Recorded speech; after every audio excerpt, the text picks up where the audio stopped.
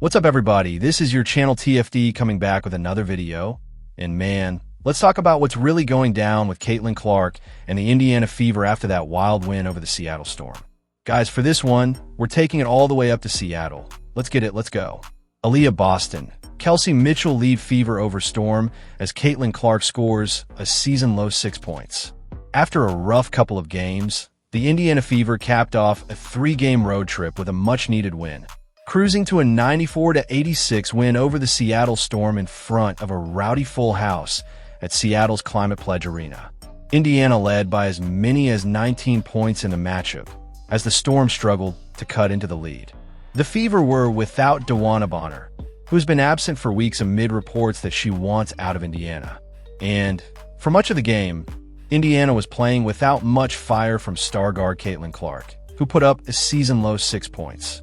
In their place, Aliyah Boston and Kelsey Mitchell filled in, putting up strong performances to power the Fever to the 8-point win. It was a physical game, with bodies hitting the floor throughout the matchup. Things got chippy from the jump. In this case, literally, as the game started with a scrappy jump ball that went Indiana's way. Then, after only 2 minutes of play, Boston was called for a flagrant foul, specifically a closeout violation, after blocking Nneka Ogwumike's landing on a made three-pointer. The two teams traded leads throughout the first half, with some impressive defense on both ends. But Indiana pulled ahead slightly, picking up a 6-point lead at halftime. Then, the Fever came out of the locker room swinging, pulling ahead by as many as 19 points in the second half. Halfway through the third, Indiana nearly got slapped with another flagrant. Natasha Howard struck Ogwumike in the face while reaching for the ball, leading Ogwumike to stay down for several moments before walking off, holding a towel to her face. After review, the foul remained a common foul. Ogwumike returned to the court to take her free throws and stayed in the game. But even with Ogwumike on the court, the Storm started to fall apart. Seattle, who went 1-10 from beyond the arc in the first half, made matters worse with 17 forced and unforced turnovers. Although back-to-back three-pointers from Erica Wheeler, who finished with 5 of Seattle's 8 threes, suddenly gave the Storm some momentum in the final minutes. It was enough to overcome the Fever's lead. Indiana, meanwhile, kept trucking. Boston finished with 31 points and 8 rebounds. Mitchell finished with 26 points. Lexi Hull contributed a double-double, with a season-high tying 15 points, including 2 key threes and 11 rebounds. Missing in all of it was Clark, who put her worst performance this season, and one of the worst of her career. Clark went 0-6 from 3, and 3-13 from the field overall. She did finish with 9 assists, but also put up a game-high 8 turnovers. Tuesday marks just the 6th time that Clark has been held to single-digit points in her WNBA career. It's just the 3rd game in her career where she hasn't successfully hit a three-pointer. Clark's last strong performance was the Fever's fiery win over the Connecticut Sun that turned into a brawl leading to multiple flagrant fouls and fines. Since then, Clark has struggled. She scored 11 points in Indiana's loss to the Golden State Valkyries and scored 11 again versus the Las Vegas Aces. The Fever will return home on Thursday, hosting the Los Angeles Sparks in their first meeting this season. So first off, man, shout out to the Indiana Fever for pulling out the W. They dropped 94 on Seattle's head and handled business. But let's be real, Caitlin Clark was straight up missing in action tonight. And look, I'm not saying she didn't play. I'm saying something's off. Like, bro, watch her post-game. Her eyes? Red. Her breathing? Heavy. Something's not right. And if you ask me, and I'm no doctor, it's gotta be a sinus infection or a cold. Some kind of upper respiratory thing. She just didn't look like herself out there at all. And this is wild. For the first time in her entire career, I'm talking high school, college, WNBA, Caitlin Clark had more turnovers than points. More turnovers than points, y'all.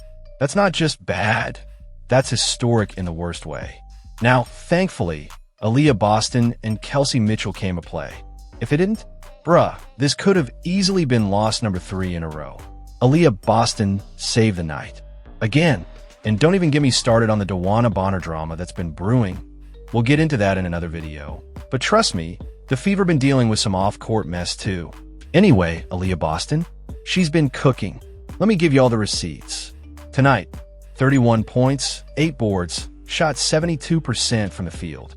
Game before, 26 points, 10 boards, 63%.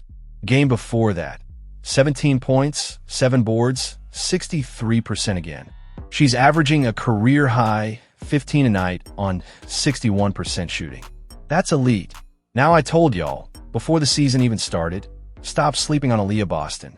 A bunch of folks was running their mouths after that unrivaled footage dropped, saying she looked washed, she wasn't ready. I said it then, and I'll say it now, Aliyah Boston is that girl. And now, they real quiet. Ain't nobody saying a word. Because tonight, she shut all that noise down. But back to Caitlin Clark, man. I'm worried. We know she can hoop. We know she can change a game. But right now, she's in a slump. Maybe sick, and it's just hard to watch. So yeah, the Fever got the dub, but let's not ignore what's happening with their biggest star.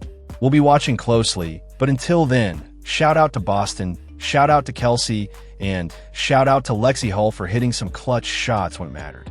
Man, I don't know what's going on with Caitlin Clark right now, but something is definitely off. Like, I can't even pretend anymore. There's something not right, whether it's health, fatigue, something behind the scenes, we just don't know. But to act like everything's normal, that's just not being honest. And if you're sitting there thinking this is just a slump, bro, come on, be real. We have never seen her play this bad. Not in college. Not even close. I've watched every stage of her career, high school, Iowa, preseason.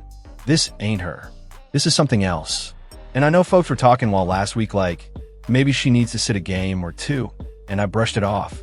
But now, I still wouldn't bench her, but I would say somebody needs to seriously pay attention to what's happening here.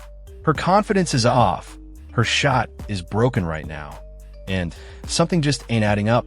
Like, bro, how is Caitlin leading the entire WNBA in assists, and she can't hit a wide-open jumper to save her life?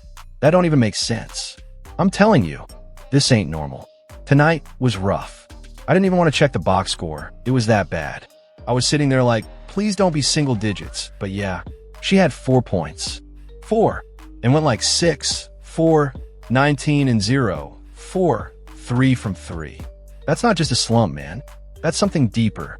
8 turnovers too. Can't overlook that. Just careless at times. Caitlin's basketball IQ is elite. So this ain't her. I don't know if it's mental, physical, or both, but it's something.